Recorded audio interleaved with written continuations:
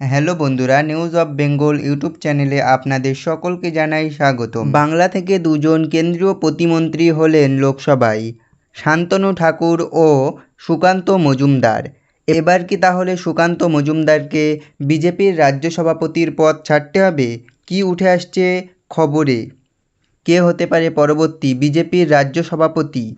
সবটাই জানিয়ে দেব এই ভিডিওতে।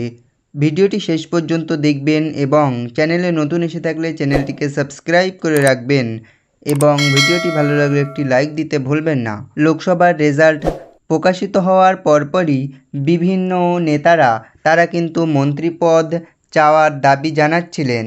বাংলায় বিজেপির তরফ থেকে 12 জন সাংসদের মধ্য থেকে দুজনকে কিন্তু কেন্দ্রীয় প্রতিমন্ত্রীর পদ দেওয়া হয়েছে। আর এই দুজন হলেন শান্তনু ঠাকুর ও সুকান্ত মজুমদার।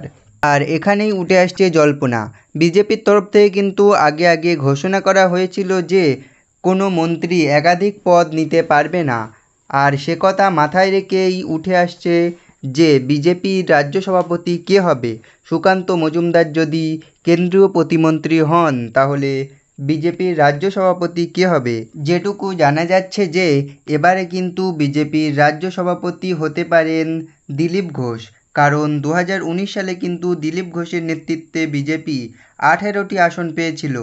আর সেই হাল ফিরিয়ে আনতেই আবার দিলীপ ঘোষকে বিজেপির রাজ্য সভাপতি করার একটা সিদ্ধান্ত জানা যাচ্ছে।